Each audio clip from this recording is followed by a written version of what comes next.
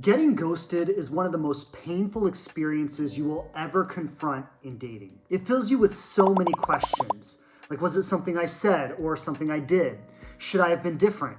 Maybe I shouldn't have been so honest or so direct. Maybe I should have held back a little bit. Was it my looks or my body or something else? Like, I thought we had a great connection. Did I completely misread the situation? It fills you with so many questions. But not only does it fill you with questions, it also leaves you without any answers, because the only person who could give you the answers has literally become a ghost, and we all know that the dead don't speak. So the question remains, how can you move forward from this experience and retain your confidence, even though you are never going to get the answers that you so deeply crave? And in this video, I'm going to share with you exactly that. I'm going to tell you how you can move forward from this experience of being ghosted and not only retain your confidence, but actually improve it, actually make it bigger as a result of this experience. Sound exciting? Then make sure you watch this video all the way through to the end, because you don't even want to miss a piece of what we're going to talk about today. Before we get started, please subscribe to this video. Please hit that bell so you get notified about new videos when they release. Also, if you enjoyed this video, I'd love it if you leave a comment below and let me know your thoughts. I'd like to get some feedback on how this video is landing for you. So thanks so much for being with me today. It's always an honor, and I'm always very excited to jump in and share with you. So without any further ado, let's go ahead and jump into it and talk about how to move forward from getting ghosted. Now, the first thing we need to look at in this conversation is why people ghost in the first place. And when someone ghosts you, the first assumption that we all make is that it was something to do with us, that we weren't enough in some way.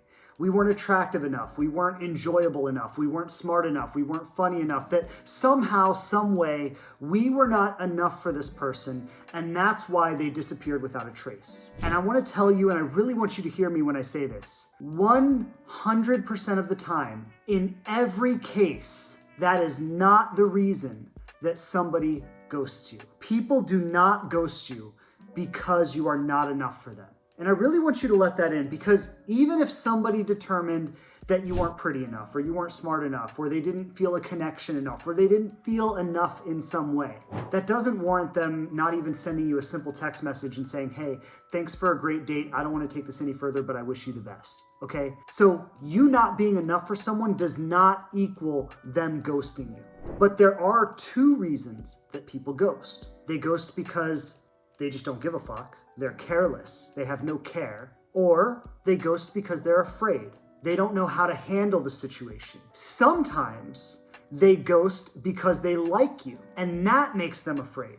And so they disappear because of that. See, we often interpret it like, oh, they didn't like me, that's why they disappeared. That's not always the case. I can't tell you how many people I've spoken to who actually liked someone and they were scared of how much they liked them, and that's why they disappeared. It was just easier to not engage with someone that they had that level of attraction with, right? So we don't really know what's going on for them, but we can know for certain that it's one of two things. Either they have no care, they have no concern, they just don't give a fuck, they don't care how you feel, they don't care if they hurt you, they don't care what you're going through, or they're afraid.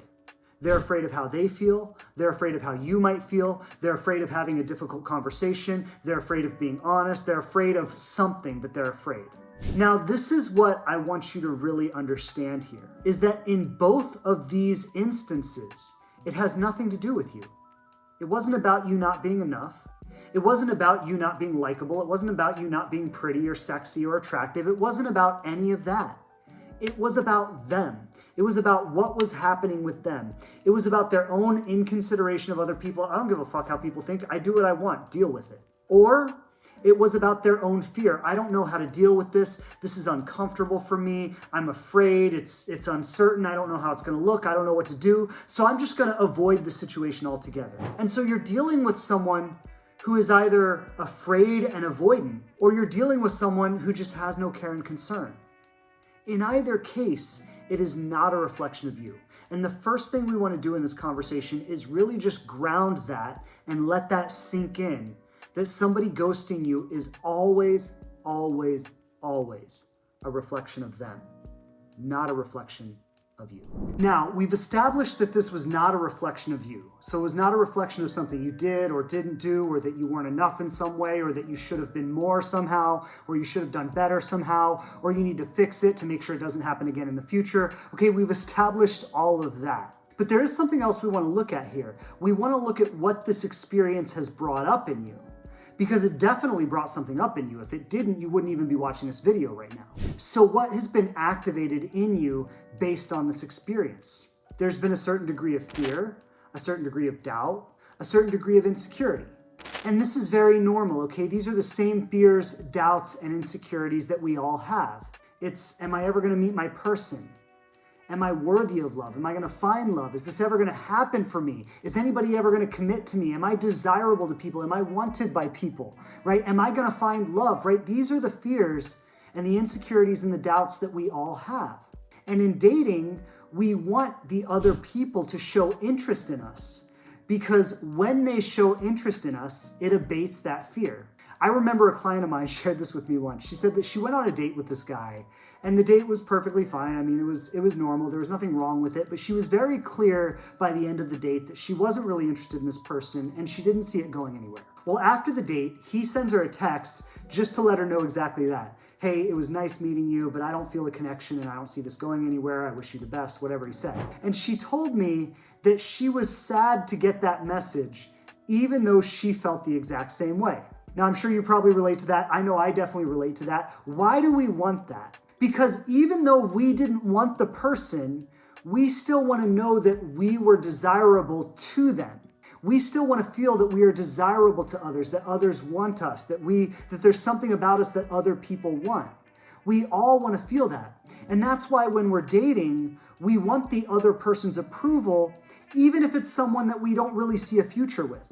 But this is where dating can become really, really dangerous, because we can get so addicted to that need for approval that we can lose sight of what we actually want. In a situation like this, you might become so consumed with, why didn't he want me? What's wrong with me? Why won't he call me? Why won't he text? Why won't he respond to any of my messages? Why did he ghost me? How can I get an answer from him? How can I get him to acknowledge me? How can I get him to respond, right? Like, you might get so caught up in him that you forget about the fact that you don't even want him. And I say you don't even want him. Why do I say that? Because you're not looking for just approval. You're not looking just for someone to tell you that you're desirable. I know in the short term you want that. But in the long term, you want a deep, honest, authentic, loving, committed relationship with someone who is devoted to you, with someone who is consistent, with somebody you can trust, with someone who shows up for you time and time and time again. And this person has already demonstrated that they cannot offer you that just by the very fact that they chose to ghost you. They revealed that they have too much fear, or that they are too inconsiderate of other people's needs and other people's experience to ever be able to create a deep, real, meaningful relationship. And so you've got to see that when you get so caught up on him and why he ghosted you and why he's not answering and why he won't give you closure and what did you do or what did you say or why isn't he giving you that approval, when you get so caught up in him, you are actually basing the way you see yourself and the value that you offer to a relationship and the degree to which you would be desirable to someone. You are basing all of that on somebody who can't even offer you a relationship anyway. Like, the question you've really got to ask yourself is, do you want to base your opinion of yourself on what that person thinks of you? That person who doesn't even have the decency to give you some closure. Do you want their opinion of you to be the way you define yourself? Or would you like to be in charge of that opinion? Would you like to be the one who decides how worthy and how valuable you are and what you offer to a relationship? So you've got to understand that in dating, you're going to meet lots of people. Some of them are not equipped to be in a relationship. Like, some of them are not equipped to have healthy, strong relationships. If they did, they might already be in one, right? So you're going to meet people who don't have these skills. And what you've got to be is someone who is skilled enough to not define yourself based on that person's actions. You've got to have enough internal fortitude and enough belief in who you are and the value that you offer that you can't be defined by people like this. Because they're out there and you're going to meet all kinds of people. But if you know who you are in your core, you know the value that you bring, you know how lucky somebody would be to be with you, then when you meet someone like this, it's not that big of a deal. You're not crushed by it. You're just going, okay, well, that person definitely isn't ready for a relationship, and I'm glad they got out of my life sooner rather than later, because I am ready, and I don't want someone like that wasting my time. Now, the biggest point in this whole conversation is that you need to be deeply connected to your worth and your value. Like, you need to be connected to the fact that you offer a lot to a relationship, that somebody ending up with you would be really, really lucky. Like, they might as well have won the lottery if they end up with you. And when you're connected to that, when you really feel that on a deep level, the opinions of others, whether they want to see you again, if they ghost you or not, like, they don't hold so much weight because you know who you are on the inside. And so things outside of you are going to happen. Sometimes they're going to go the way you want them to. Sometimes they're not going to go the way you want them to. But inside, you feel consistent because you're connected to something that transcends the coming and going of different events, right? You're connected to something that is bigger than that. And so how other people feel about you, it doesn't hold so much weight. It doesn't have so much power. But the question is, how do you become that connected, right? How do you become so connected to your worth and your value that someone can ghost you and it's not even that big of a deal? Well, what I want you to recognize is that every single one of these experiences will refine you if you allow it to. See, what these experiences do is they bring stuff up so that you can see it, so that you can recognize what's there, so you can recognize the unconscious assumptions that you're operating from. And when it comes up and you can see it, you then have a choice about it. And the choice you have is to continue being defined by these limiting ideas and these fears and these doubts, or to, in the face of that, choose to define yourself in a different way. So this stuff comes up, the person ghosts you, and you go, oh my God, am I not enough for them? Am I ever gonna find what I'm looking for? Am I completely undesirable? Is nobody ever gonna want me, right? Like, as soon as the person ghosts you, immediately it brings up all this stuff, all this fear, doubt, and insecurity. It's like right there. Okay, well, what you've gotta recognize is it was there all along. It just wasn't always this loud, right? In a different point in time when you were getting approval from someone or someone was boosting your ego, those insecurities were still there, but they just weren't so loud. They just weren't so obvious. But now they're really loud and they're really obvious and they're really in your face. And this person has given you the opportunity to look at this stuff and to make a new decision about it. So you can look at this fear that says, are you even desirable? Does anybody even want you? And you can look at yourself and you can go, you know what? I think so. Like, I think there is a lot about me that is desirable. I think I have a lot of gifts. I think somebody in a relationship would be really lucky to be with me. I think I'm attractive. Like, I look in the mirror, I'm like, I look good. Like, I'm attractive. People want me, right? Like, you can redefine yourself in relationship with this event rather than just continuing to believe the old ideas. And the way this works is, maybe you got rejected when you were younger, when you were in high school or when you were in middle school or by your parents when you were a little kid.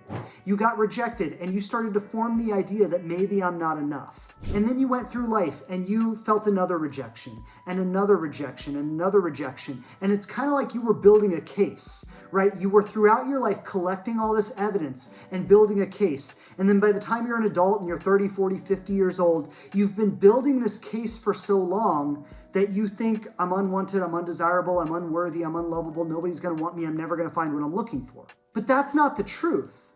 That's not a fact about your life. That's just a case you've been building against yourself throughout your life, through the different experiences you've had and the trauma you've experienced and the disappointment you've experienced and the pain you've experienced, right? And because of all of this, you've been building up this case that it's never gonna happen for me. I'm never gonna find what I'm looking for. Nobody wants me. I'm not lovable, right? And now that you've been building up this case, every time something happens that activates that, you go, see, I knew it. I knew it wasn't going to happen for me. I knew I wasn't lovable. See, this person just ghosted me. I knew that's how it was going to be. I knew it wasn't going to happen for me. And so you're just adding evidence to the case. But what you've got to recognize is that every time this happens, it's an opportunity for you to start unbuilding the case. It's an opportunity for you to start finding the flaws in the case. Start finding the parts of it that don't add up. Start building a new case, right? Every time this stuff comes up, it's giving you an opportunity to look at it, to see what's there, so that you can actually let it go, so that you can actually be free of it, so you can look your unworthiness in the face and say, no, I am worthy. Here are all the great things about me. Here are the things that my friends love about me.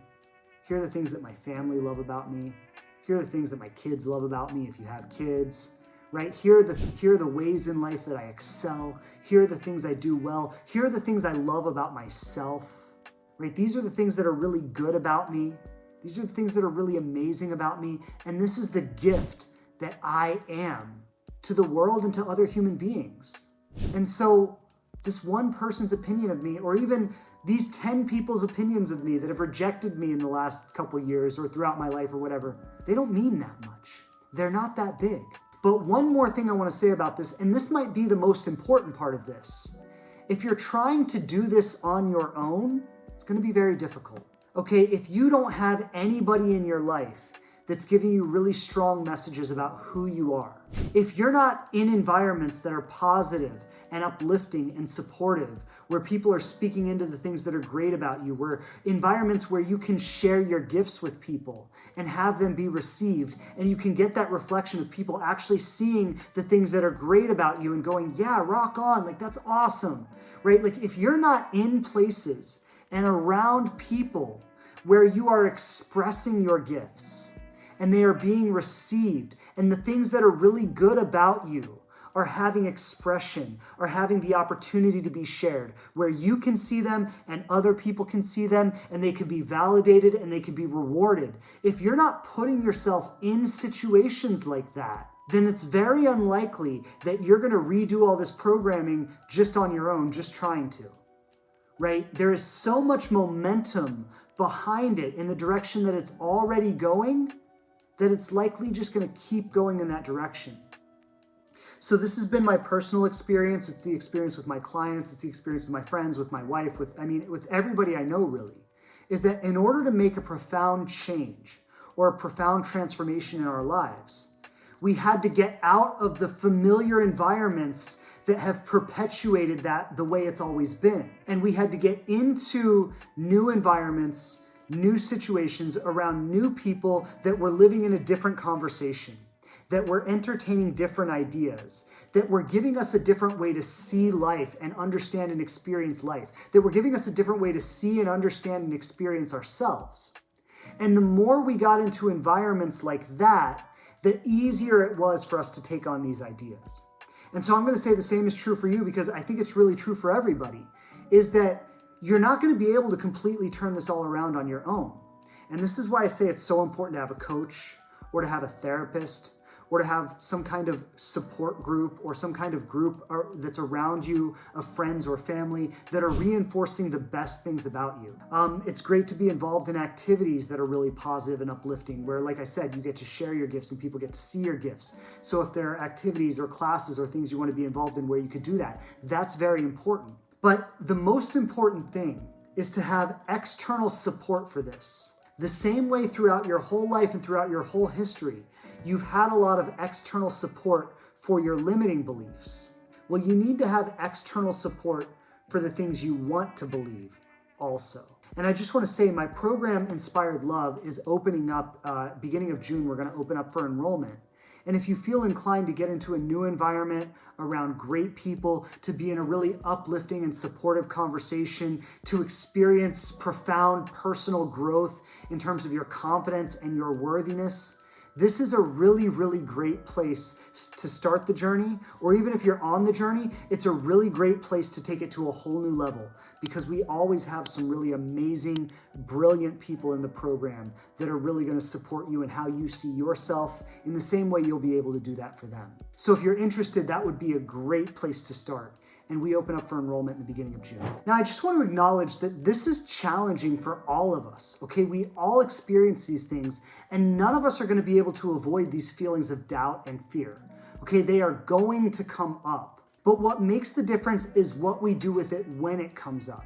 We can actively work to undo these things, to experience ourselves differently, to have new ideas about ourselves, to be connected to our worth and value. Or every time this comes up, we can add it like another nail in the coffin, like it's just reinforcing that old identity, reinforcing that old belief. And how you choose to work with this stuff when it comes up is going to determine what your future looks like. It is literally all in your power. I know it's not easy. I know it's scary. I know it's emotional. I know it's challenging. I know it's difficult. But you do have the opportunity to work with this stuff when it comes up. The more skilled you become at that, the more readily you can do that, the more quickly you can recognize your value, where before you used to see your lack of value, the more easily you will move forward into the kinds of connection and the kinds of relationship you want to have. And while you're getting connected to your worth and your value, you will also see that not everyone else is doing the same. You will also see that there are a lot of people in the dating world that are living in all kinds of toxicity, that are doing all kinds of stuff. And when people like that ghost you, or they're not ready for the kind of relationship you want, or they're not open and receptive to what you have to offer, you will also begin to see that it's not them who are out of your league, but it's actually you who are out of their league. And instead of feeling less than when you encounter those people, you'll start to feel sorry for them.